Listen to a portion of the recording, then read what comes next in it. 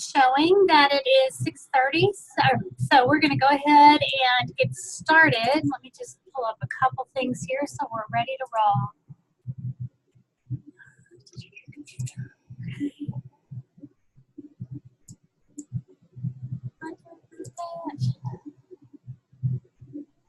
Okay, well, it looks like we still got a couple people signing in, so we'll give it just a second.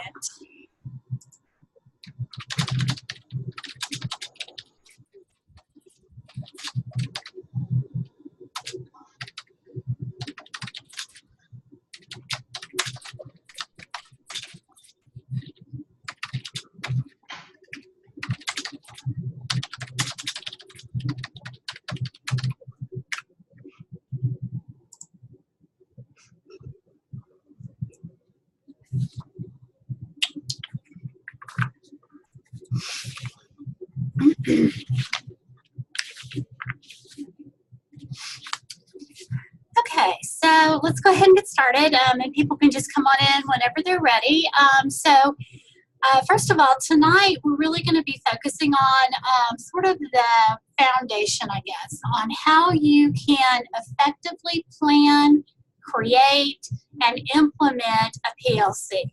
So we're going to spend some time talking about the change process and what that looks like and how it has an impact on PLCs. Then we're going to talk specifically about ways to develop a really good, strong, effective vision, mission, as well as value statement, either for your school or you may even want to do that for your actual PLC. So without further ado, we'll get started on that. But in the meantime, as people are still chiming in, do any of you guys have questions about week 3 or any of the assignments or anything like that? I do. Yes, go right ahead. Number 4 on the case study number 1. Mm-hmm. It says which standards may be obtained using professional learning communities as a structure or tool. Is that just talking about what some of the different standards you can use? Okay.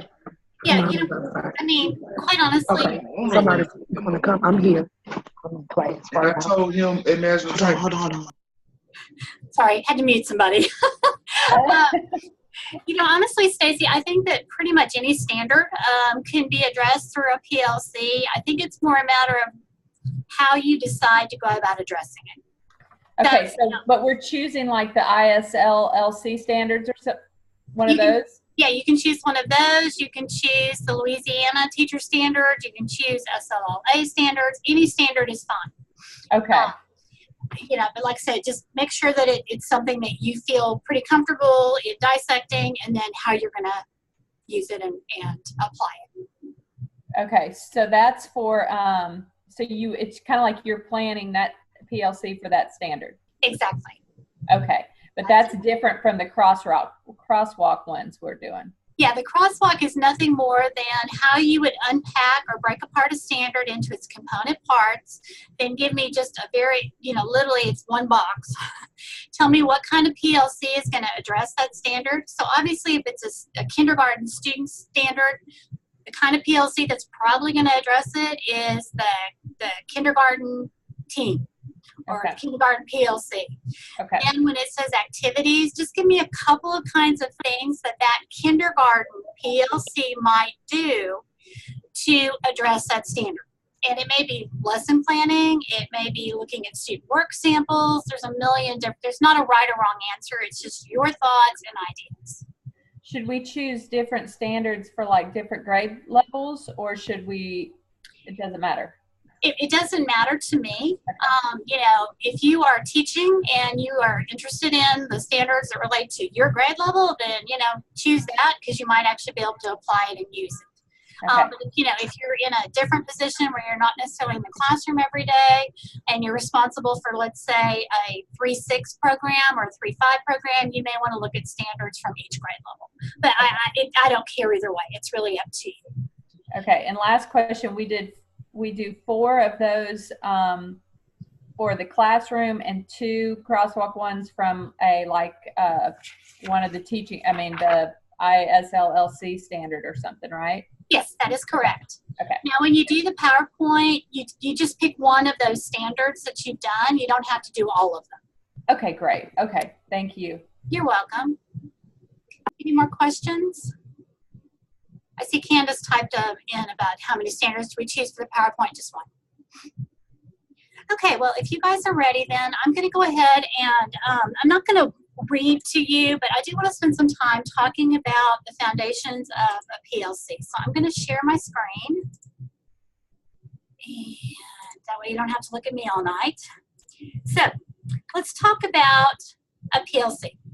So, you know, one of the things that I have found interesting over the course of my career, as well as working here at LSUS, is that everybody pretty much has been involved in a PLC.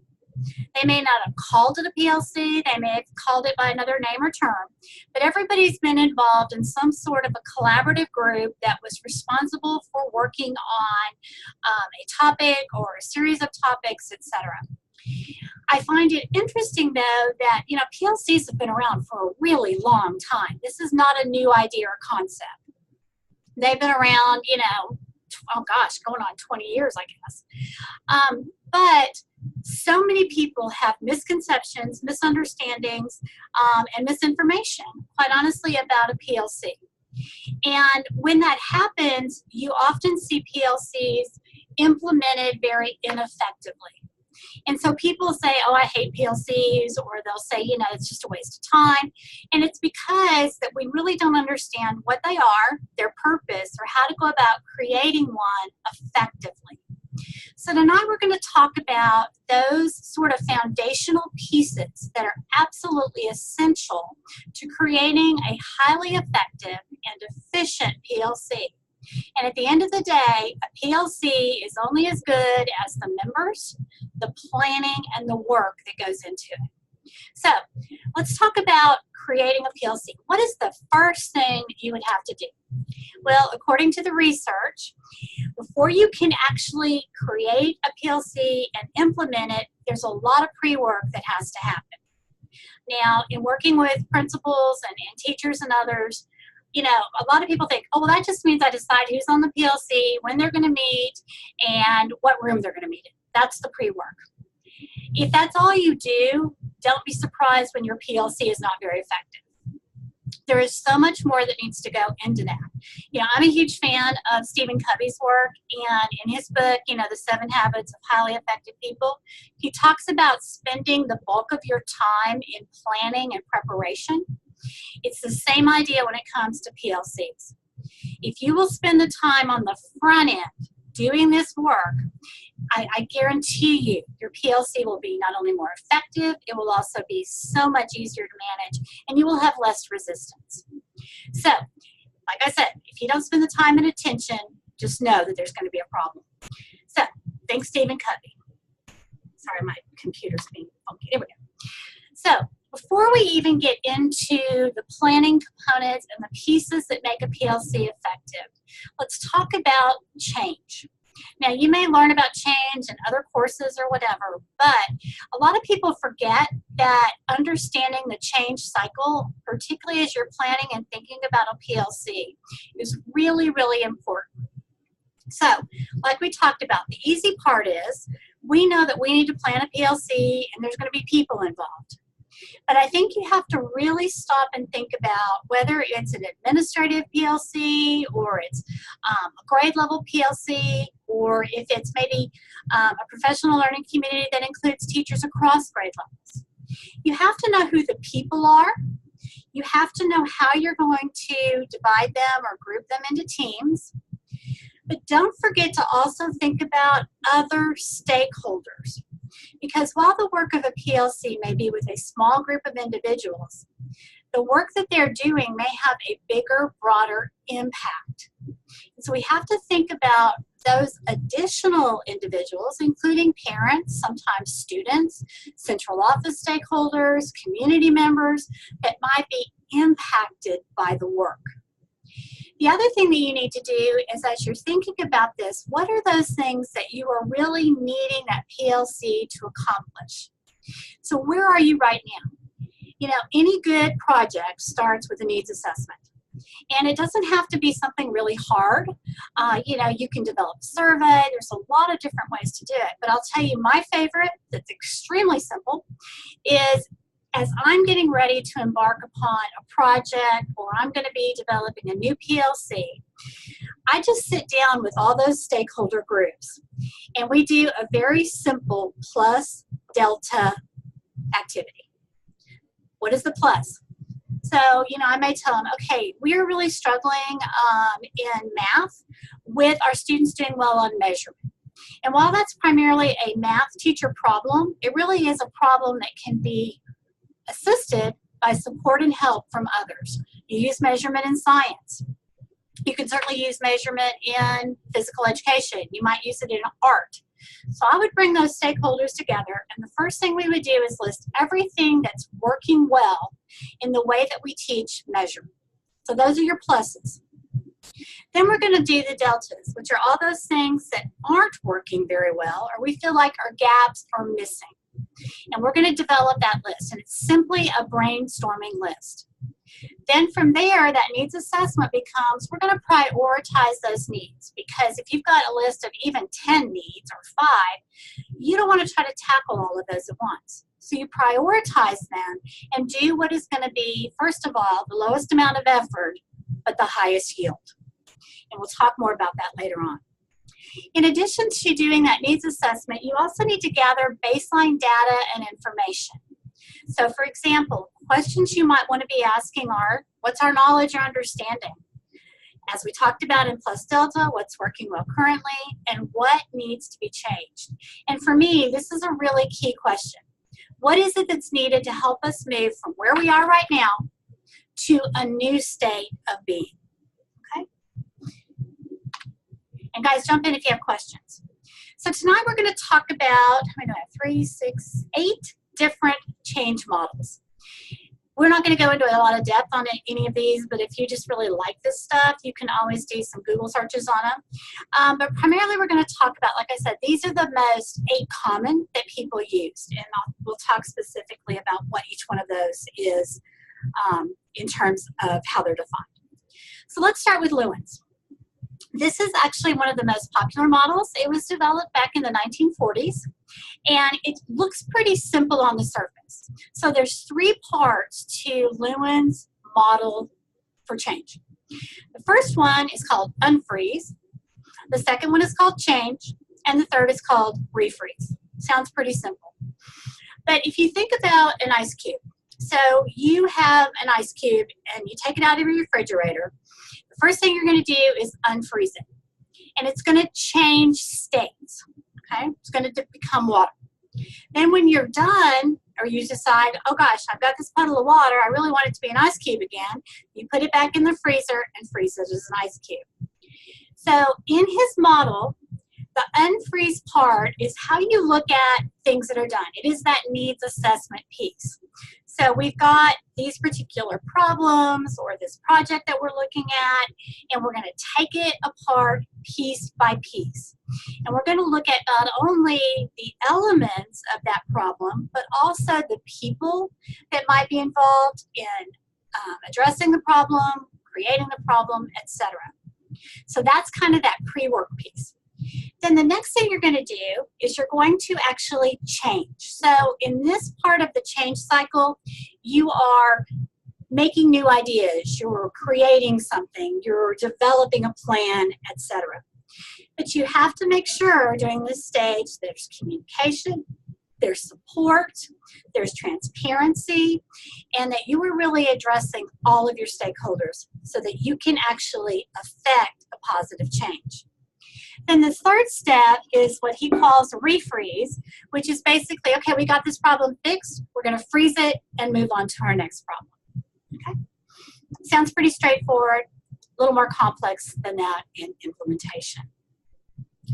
But again, here's another sort of graphic behind this that talks about the same thing.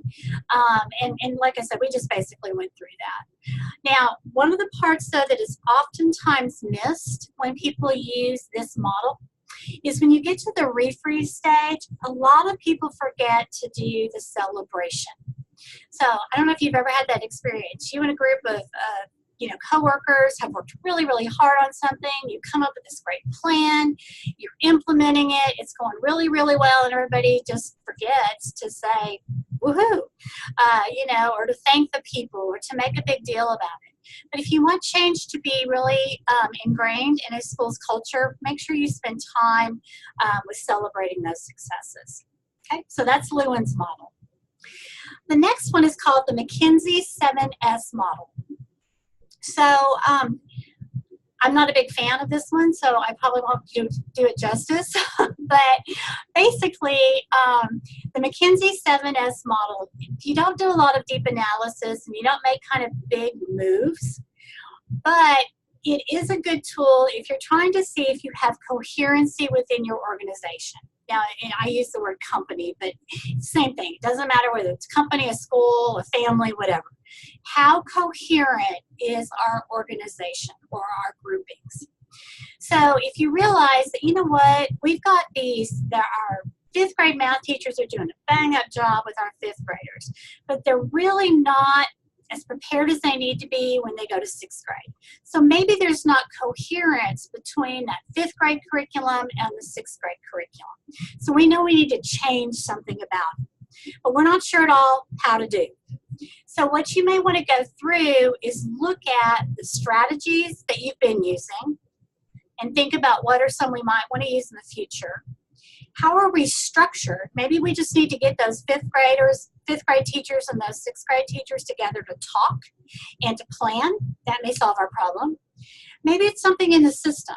Maybe, for example, our fifth graders are losing a lot of key instructional time because we do the announcements when they're in math. And that's a system problem that we can fix. Could be that we don't share the same values. So what I mean by that is that fifth grade teachers believe in mastery learning and we're going to teach you till you master it, whereas the sixth grade teachers believe that it's one and done. So you have a value problem. It could be the style. Maybe our fifth grade teachers are using lots of manipulatives and stuff, but when the students make that big old leap into sixth grade and middle school, it's more traditional teaching. And so students don't have the hands-on learning that they're needing. Maybe it's our staff.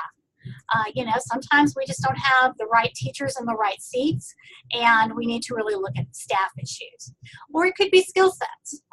Surprisingly, I've run across a lot of math teachers who don't really know their content. We're sort of stuck in math because they had certification that covered math. And so they just need some help with content. So this it doesn't really address the stages of change, but it helps you figure out maybe where your problem is. So this is primarily used, in my experience, to get to the root cause of something that's difficult. Okay, so this is just a graphic. If you're really into, where did this all come from? This is one of my favorite books, actually. It's called In Search of Excellence. And it's lessons from America's best run companies. And I know you're like, but we're educators. It's really an interesting read, and there's certainly some principles in that book that you can take. But this was the first time that anybody sort of delineated this particular model. So just FYI. Okay. I will tell you this is one of my favorites. The Cotter's theory. You may have heard of Cotter's 8 steps for change. This particular model focuses less on the change and more on the people.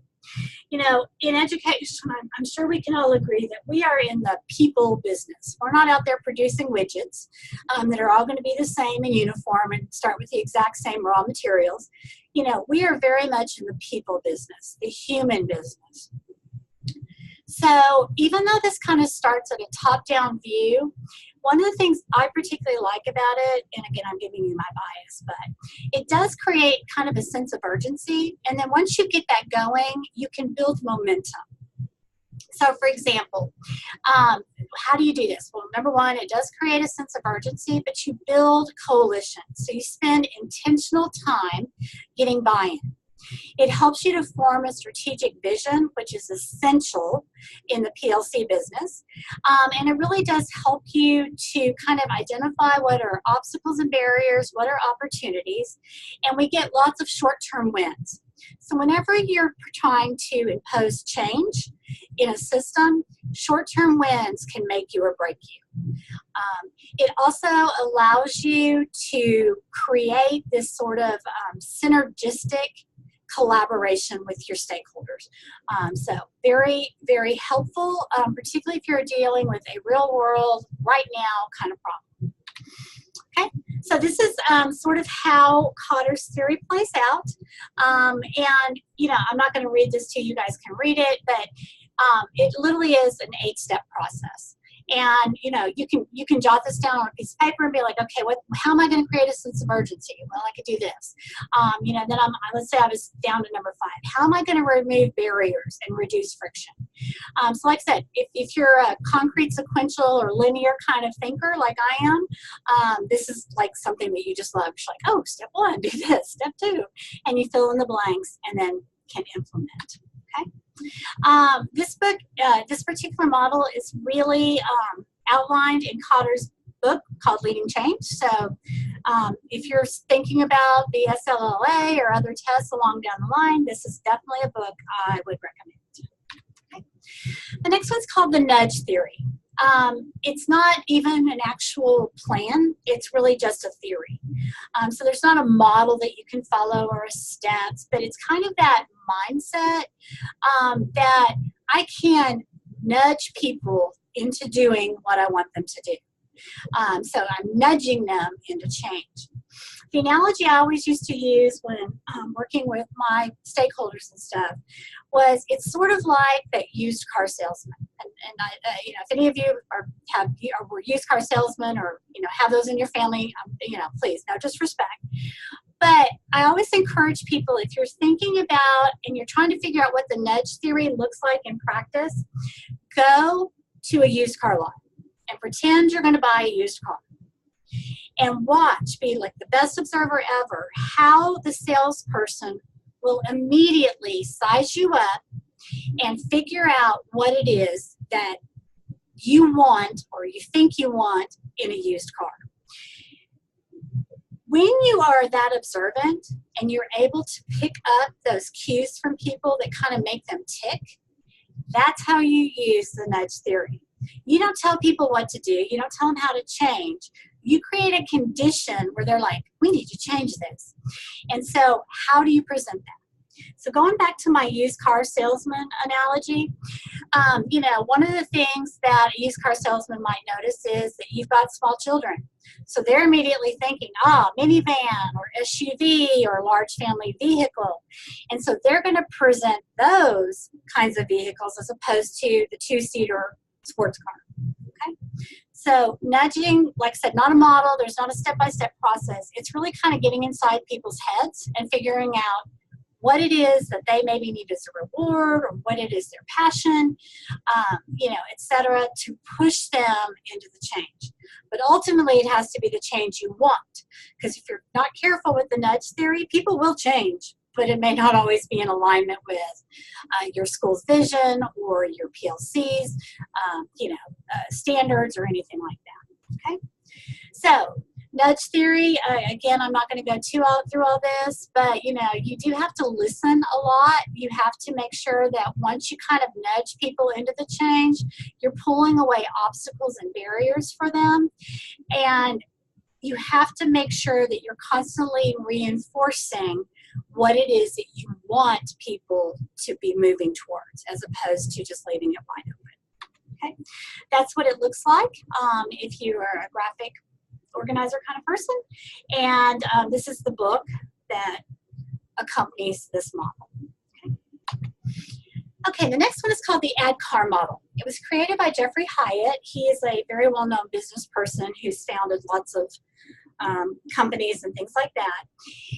What's unique and different about this one, most everything else has been somewhat top-down and driven very much by leadership.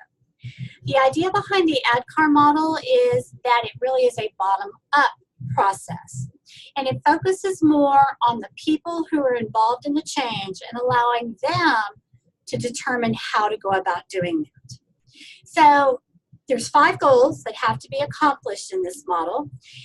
So the first one is awareness. So how do you create awareness that we need to do something differently?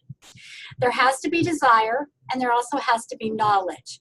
So in this particular model, training and development and lots of conversation is really critical to its success. The other thing that a lot of other models leave out is the other models sort of assume that people know how to do what it is we want them to do. This particular model does not assume that. So if you are wanting to, like I said, create a PLC that's going to address school climate, and it's going to be made up of cross grade level teachers and maybe some parents and a couple community members, we cannot automatically assume they know how to do the work within the PLC. So you have to teach them and train them and model for them and support them in all of those pieces. And then this model relies very heavily on reinforcement to make sure that you're constantly reinforcing and supporting the people doing the change. Here is that graphic. Again, somewhat linear. And if you think this is like the most exciting thing ever, you can buy the book on Amazon and read more about it. Okay, the next one's called the Bridges Transition Model. This is actually a fairly new model. It was created in 1991, and it really focuses more on the transition as opposed to change. And even though that may seem like a very minor difference, this is really the crux of what makes this model very, very different. So the premise that Bridges has in the transition model is that change isn't something that has a beginning point and an end point. In Bridges' mind, it really is a journey. And so you're constantly massaging and working on change and building in the scaffolding that people need and the supports and all of those kind of things.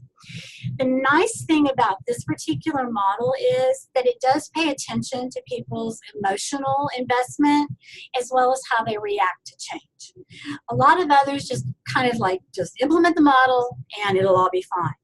This model focuses more on that sort of human element and that natural resistance a lot of people have to change and new things. So he lays out 3 stages of transition. He talks about ending. So that means how do you end the old way of doing things? How do you lose that? You know, it's sort of like it's into grief counseling and stuff like that. And then how do you let it go? So you spend time developing your skill set and understanding where everybody is in the transition model. And so you may have some people that are already have let go, they love change, they're good to go. Whereas you may have other people who are angry that you're trying to change anything. Then once you kind of get that under control, you move into what he calls the neutral zone. And that's where everybody, they may not be excited about the change, but they've at least accepted it. Once you get everybody there, then you can have this new beginning. And his idea is that this is almost like a spiral, that, you know, you're constantly ending, losing, letting go. You're constantly having people moving from that quadrant into the neutral zone, and then you're constantly going to have people in the new beginning. Very difficult if you are in a large organization and you're in a leadership position that has to manage change for a large number of people. But it's probably one of the more humanistic models out there. So you can see again that when you allow people to do this, you will, if you think about performance on one axis and time on the other, it's the idea, I don't know if you've ever heard the saying, sometimes you have to slow down to go faster. That's what this model really pushes. The idea of that we're up here working, ending, letting go, and then we're going to have kind of this dip in performance because we're neutral right now. But once we accept that and work through it and there's some time passage, then we will again have this acceleration of change and success. Okay. Now, one of the things that, this is a little more detailed, it's kind of the idea that, again, you look at it from 2 particular axes. And what I like about this particular graphic is it kind of tells you how people are feeling. So you'll notice when you're in the ending stage, you're going to have a lot of people who are shocked. They're going to deny. They're angry. And then when you get in the neutral zone, it looks like, what does it look like in action? It might be frustration or confusion, or they seem totally disengaged. Then once you get into where we're actually on board, and we may not like it, but we've accepted the change, you'll start to see more excitement and engagement.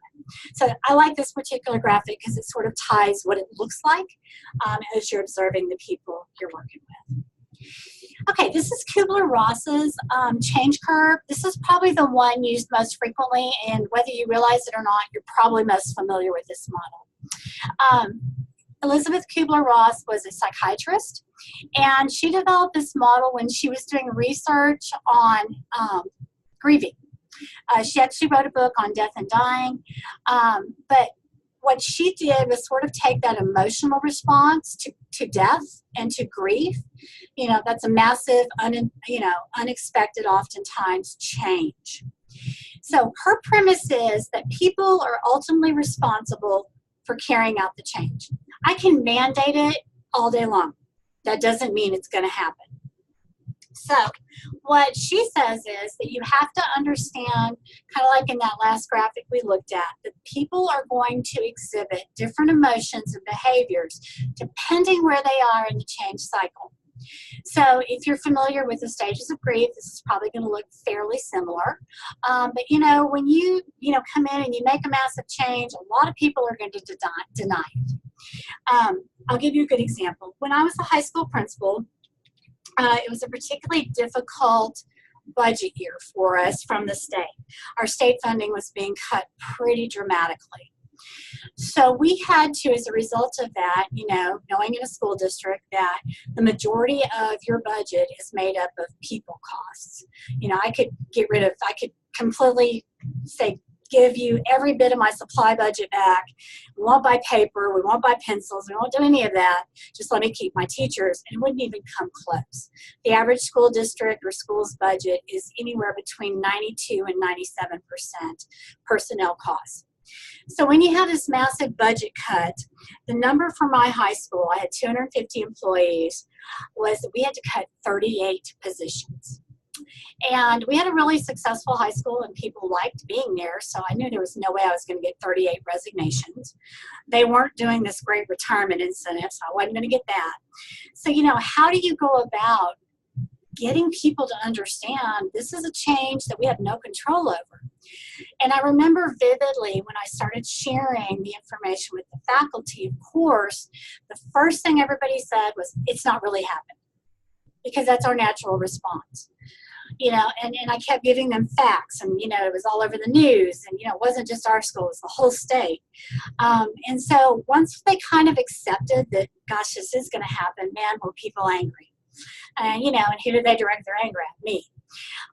But as we worked through this, I remember distinctly thinking about, gosh, I can see, if I could add, names of staff members, I could put people into each one of those categories until we eventually got to acceptance. And the good news was everybody, all 38 people who were, destined to lose their jobs, either found another job in another school in our system.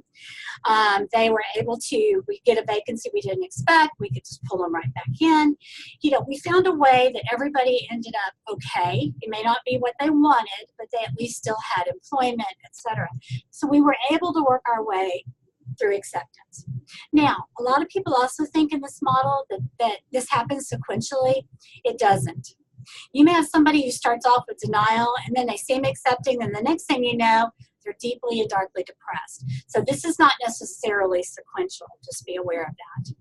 So again, this is just a nice little graphic if you like graphic organizers. And then I just like this particular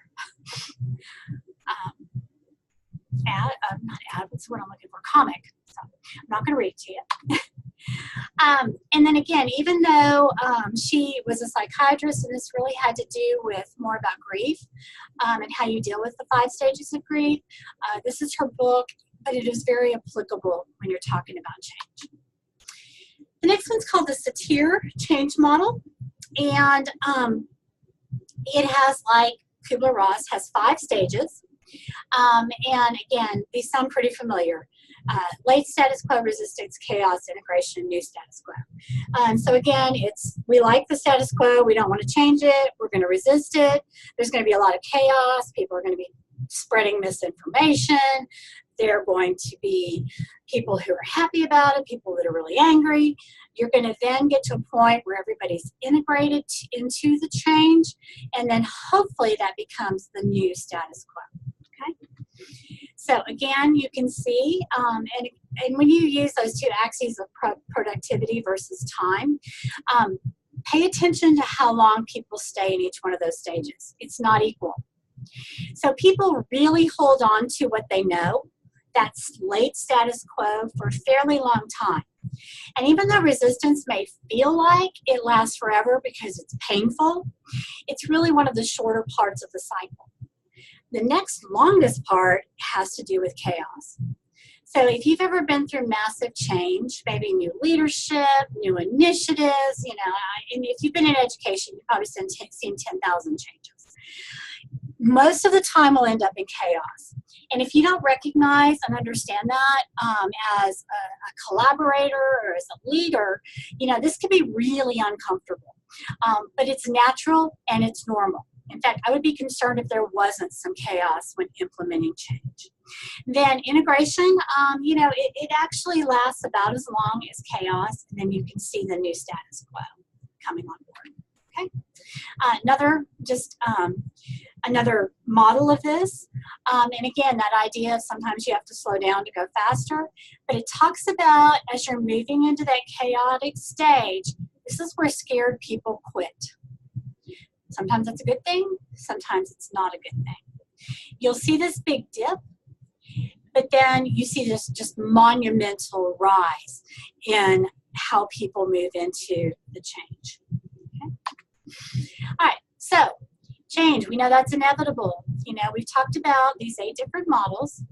And I want you to remember that I'm a planner. I would encourage people as they're planning and thinking about creating or implementing or revamping a PLC to use one or all of these models. They all have good components. You can certainly, intermix them. There's nothing sacred about any particular model. And plot out, what's this going to look like? What should I expect? And I know when I've done that, I actually shared it with the people I was working with, but I said, here's what's going to happen to us. And we would even talk about once every 6 weeks about where we were in the change cycle. And having that level of transparency and information really did alleviate a lot of those concerns. And quite frankly, it helped us to move quicker into the new change that we wanted, instead of just spending all of our time debating, fighting, fussing, cussing, resisting, all of that. So very important understanding here. How does that relate to a PLC? Well, this week we've been talking a lot about mission and vision. And I think a lot of people do not really understand the difference. Even people in leadership roles who have probably written these do not understand the difference. One of the things that is absolutely essential to an effective school, and this translates into an effective professional learning community, is to have a clearly defined mission and vision, as well as value statements and or beliefs. So why are these important? Well, it provides a way for us to communicate what the change we're trying to do is supposed to achieve. Hopefully, done well, done right, it will motivate our stakeholders to create that big vision for the future. So, if you like short, easy definitions, here it is in one sentence. The mission is knowing why you're doing what you're doing. The vision is, where do we hope to be? What do we want? What is our ideal self in the future? My ideal self would be 20 years younger, 10 pounds lighter, 2 inches taller. That's what I hope I can be in the future. And then what are your values? How do you go about doing it? If you get that part right, it not only glues and holds your organization together, It helps you to be able to weather change. And when this is done well, it will translate into every single thing you do. Let's talk a little bit more about that. Okay, so clarity leads to purpose. Purpose leads to success. So going back to my principal days again, we had this little thing that we did. We had really spent time and energy. It took us almost a year to develop a vision and mission and value statements that everybody on the faculty could sign off and say, I agree with. And if you've ever worked with a high school faculty, getting every person to agree to anything is nearly impossible. But we did it. A lot of hard work and sweat and tears and fighting, but it took us a year, but we did it. So we want, one of the things that we decided to do to test ourselves about everything we did, and did it live up to this mission and vision and the things we said were important or not. We created a fictional student that we named Amber. And so, as hokey as it sounds, at every faculty meeting, professional development, whatever, whenever we were in a decision-making mode about something, we put an empty chair at the front of the room, and that's where Amber sat, our imaginary student. And when we would get to that point where people were like, no, we should do this, we should do A, and another group's going, no, we must do B, we had a person who was our facilitator who always would say, okay, which is better for Amber, our fictional student? And you would be amazed when people really stopped and thought about that. A lot of times those conflicts and disagreements stopped. Because one of the things we valued and we said was important to us was our value was that no matter what, we were always going to do what was best for our students. Even if it wasn't best for the adults in the building, best for the students. That went a long way in helping us to really embrace change and for our professional learning communities to get really tightly aligned with the school. Later on, though, we started realizing that we couldn't ignore the teacher part. So we put a second chair in the room, and we called that fictional teacher Bob. Actually, in reality, it was kind of modeled after our most difficult teacher, but he never figured that out. So when we would get to those crossroads, and we decide, gosh, between A and B, A is best for Amber, we'd also say, and how's Bob going to respond?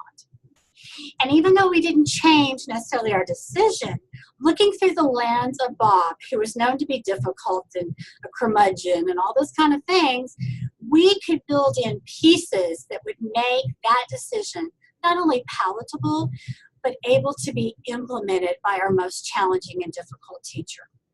So that's why it's absolutely important that you spend time here. Now let's assume that you're the department chair for the English department, and your school has a mission, a vision, and a purpose. Ideally, you want your PLC to align with that, but sometimes those vision, missions, and value statements, if you even have them, aren't necessarily really the best. I've done this where when I as the leader of curriculum and secondary curriculum and instruction, we created our own mission, vision, and value statements based on the work we were doing. And it really helped to keep us focused. So it doesn't have to just be at a central level or a school level. You can bring it down to your PLC or even to a grade level. Okay? So what is the difference? A mission statement is about your core purpose, why you exist, and it should be present tense. Vision is about your desired state, and it should be in the future tense. Sounds pretty simple. You should ideally find your values throughout the mission and vision, but the difference is a value statement delineates exactly how you want your staff, your students, your parents, your community, your stakeholders to behave and interact. So it's sort of like those discipline rules, not exactly, but that was what was important to us. So in most effective schools, you will see a vision and a mission posted. It may be on the marquee. It should be everywhere in the building. It should be in your documents. What very few people do is talk about the values. And I will tell you, the values are probably the most important piece. Okay? So, how do you do this? Pretty simple. So, start by asking yourself, let's say again, you're that English department chair and you've been tasked with pulling together or revamping the English Teachers PLC. Start by talking to people about, number one, what do we do best? Then talk about what is our vision for the future? Where are we headed? And develop that vision statement, knowing what you already do well, but looking to the future. So I know, like, at one of my schools, our vision statement was pretty simple. We wanted to prepare all students for life beyond high school. That was it. We didn't say college and career ready. We didn't say any of that because we wanted students to be so well prepared that anything they chose to do after high school, they could do. If that meant to go to Harvard Law School, great. If that meant you were going to be the best plumber in town, great. Very simple. In fact, one of the researchers says that ideally your vision statement should be able to fit on a t-shirt. And I don't mean little bitty right. Your mission statement should say why we exist. And then your value statements are all about what we stand for. These are the things, this is the hill we will die on because these are who we are and define us. You have to make sure you involve all stakeholders. Here are some of the questions you might want to use with them. I'm not going to go through all those. You also need to make sure you're sharing and know your data. So, bring in other people. You may want to align it to your school board's position. You may have other plans you want to align it with. Not necessary, but helpful. So we've talked about this. I'm not going to go into detail, but basically the mission guides the day-to-day operations. Okay. So here are the elements. So it should focus on your customer or constituent needs, core competencies. It inspires people. It's realistic, and it's short. Doesn't, I've seen mission statements that I could no more recite if my life depended on it. But it also should be clear and easily understood. So if you're in an elementary school, your third graders should be able to read and understand the mission statement. Okay. Also, as we talk about values, again, just some guiding questions you can use. And then, of course, our vision statement, our picture of the future. I found this online. I actually have a really good friend who is an assistant superintendent in Garland, so I called her when I found this online to make sure they still were using it. They are. I love this. Such a simple graphic. What is our vision? Reach the future by driving excellence one student at a time. What is our mission? We exist as a diverse community with a shared vision that serves to provide an exceptional education to all its students. So notice, vision, what we hope for the future. Mission, here's where we are. And then here are their values. We value and believe every student can learn. Every student deserves our best. We celebrate and value all cultures. We respect all students, families, and communities. And we demonstrate ethical behavior. Guys, very simple. People make these things so complex and so long and so wordy that if your particular school or organization has more than these kinds of things, I would really push back with my principal or my superintendent or whoever and say, gosh, if you want us to do this, it's got to be stuff we can actually use, not a bunch of wordsmithed, statements that, are all flowery. Okay? And that's it. So let me turn off my sharing. So what questions, comments, thoughts, ideas, concerns do you have? Tracy, through listening and, through listening to the models, and then at the end, they're kind of tying this all in with values. It really got me thinking about, looking at my district's mission statement and vision statement and then my schools. And I've kind of felt like all year we're missing the why. Like, okay, we have these statements, we have this kind of vision where we're going, but I feel like the values is that piece that we're really missing. That packs in the why. Why is it important to prepare kids for an ever-changing world? Well, it's important because we value all cultures, all backgrounds. And I think if you have all those statements, it's kind of like what you said, where it's wordsmithing. But the values and establishing those really adds coherence through all of it and adds a why to it that I think makes it a lot more effective and powerful for, all stakeholders, kids, communities. It's something you can all agree on. Thanks, Caitlin. That was like the best summary ever. But yeah, you're right. And like I said, very few schools, ideally you start with your values. Because if you can't define who we are and why we're doing what we're doing, how do you really create a mission or a vision for the future? I know that when we did this, like I said, it took us a year, but we even came up with a motto. And our motto was that we wanted to be creative revolutionaries. That's who we wanted to be. And our creed was to make magic every day in every classroom with every student. And, those are, they're, like I said, it took us a year to come up with that, but everybody was so involved in that. And I mean, it became like our rallying cry. But when you don't spend time thinking about who we are, why do we do this? What is it that's the most important thing? And like I said, it came down to, we'd ask each other, what's a hill you're willing to die on? And, for us, it was respect. It was mutual love and admiration. It was creating this sense of wonder about learning and those kind of things. But we had to really get down to what was important. And I will tell you, it's also not only powerful with creating those things for your PLC or your school. We started using those in our interviews. And so, we developed questions around our values and our core beliefs and our mottos. And it was really interesting because we'd ask weird questions like, would you ever want to be friends with your students? And this is high school. And people would, some people would be like, yeah, of course, and then, but not in a creepy way, But the answer we were looking for was, if you don't like kids, we don't want you. And then it was things like, would you want to be friends with your coworkers? Because research tells us teachers who are friends with their colleagues and fellow teachers are much more likely to stay in that school than if they're not. And we wanted people that were going to be there with us for a long time. So thank you. Great summary, Caitlin. Anybody else? For just a quick second, as you're thinking about finishing, I can't believe we're already in week 3. We're almost halfway done. In week 4, which I suddenly can't remember what your assignment is, but I think I've given you guys, you're going to be creating your own sort of action plan at some point and all. And so in the meantime, what you should be doing right now is finding your school's mission, vision, values, whatever stuff they have out there, as well as for your parish or school district.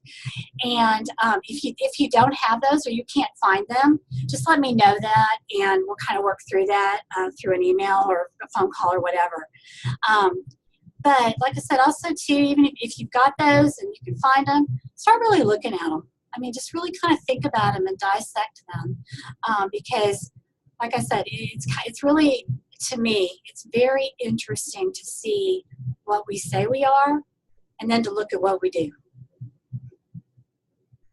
Tracy? Yeah, go ahead, Carly. Hi. I'm sorry, I hate to be redundant, but I caught the end of someone already asked you about our assignment for next week about the crosswalk. Mm-hmm. And I'm sorry, classmates, if y'all get it, but I'm still a little confused. I guess I'm trying to learn by looking at your example that you gave to us. So can you just explain it verbatim and maybe I can just catch it? Yeah, the crosswalk, do not make it harder than it is. You'll hear that a lot from me when you take classes. Do not make my assignments harder than they need to be. You're going to choose a total of 6 standards. 4 that are student standards for teaching, and then 2 professional or teacher or whatever standards about, I don't know, teacher behavior, teacher learning, whatever. I've given you some that you can pull from in the resources folder. If you're like in Texas, they have the Texas Educator Code of Ethics. You can use those. Just something that has to do with the expectations for teachers or leaders. Okay. So 4 student, 2 teacher or leader. All you're going to do is unpack that standard. Okay. Now, some people have something they're already using in their district. Use that. You don't have to use my form. But if you don't, basically the idea is to take a standard and break it into its component pieces. So, okay. For example, when you're, let's say the standard is all students will be able to divide 2-digit numbers with no remainders with 80% accuracy. Okay, I just made that one up, by the way. So you look on my form, you first identify the verbs because that tells you what you're going to do. And most standards will have more than one verb. Well, now that you said unpack it, I get it now. Like we do have a form, but I was just like, what does she mean cross? I thought I had to like make a connection between the standards some kind of way. Okay, I will send you and what I'm giving you, okay, yeah, and that's fine. you can tell me if that's okay. That'll work. And then the other question people tend to have on the crosswalk is just what we call the template that we created. That's all it is. And then there's like a gazillion examples, so you can look at a zillion examples. Then it talks about what kind of PLC would address this. So if you're using a 3rd grade standard for science, you're probably going to have the 3rd grade team PLC be the ones that are working on that standard. And then just tell me in your PLC, if you're working on the standard about 2-digit division, what might be some things you do in that PLC that address that standard. And it can be, we're going to write a lesson plan. We're going to create a group activity. We're going to look at student work samples. We're going to look at our data. No right or wrong answer, but it's just getting to the idea of being intentional and tying our PLCs back to curriculum, which leads to student activities and work, which leads to evaluation and assessment. So now, on the example you gave, it says with your group members. Just to clarify, this is individual, right? This is not with anyone else. You guys may be really angry at me about this, or you may be like cheering. I used to make everybody do a group assignment, and this was the group assignment. I got a lot of pushback because people are like, we can't get it together. I'm like, it's a PLC, figure it out virtually. So then I went to the idea where I let people opt into the group assignment or opt out. This time I decided just to make it an individual assignment, but I left that word group in there on purpose because I do not care if you have 2 teachers in your school that are also taking the class, you work with them, or you've got 5 friends and you guys do it over Skype. All I'm trying to get from this assignment is, because there's a million different ways and forms that you can use to unpack standards and tie them to PLCs. I just want you to dig in with those standards, unpack them, and figure out what that looks like in practice through a professional learning community and collaboration. Okay. So if I get 5 that look exactly the same, I'm not going to be like, y'all cheated. Because ideally, I think this should be a group assignment. Okay. Hi, Tracy. Hey, Kimberly. Hey, I caught the end of that too in the beginning. Good. But you said you had to put one into the presentation, the slideshow? Yeah, I asked you to do a slideshow where you just kind of go into more depth and detail. So pick one standard, and I think it's in there. And it doesn't have to be a big deal. Guys, like I said, it's not a matter of there's a right or wrong answer. I just want you to get down and dirty with standards and what that looks like with PLCs. Okay, and it can be a student standard or professional? Whatever. Yeah. Okay. But just one. Don't think you have to do all 6. Okay. But we have to send you the rest of them. It'll be on the crosswalk. Yeah. Okay. Yeah, so on the crosswalk, you should have 6 standards unpacked and tied to a PLC and list some activities. And Gotcha. in PowerPoint, one standard, go more in depth. Okay. Thank you. Anything else, guys? Well, I know some of you are about to go see my friend Nelson. Tell him I said hi. He was just here on campus the other day, so.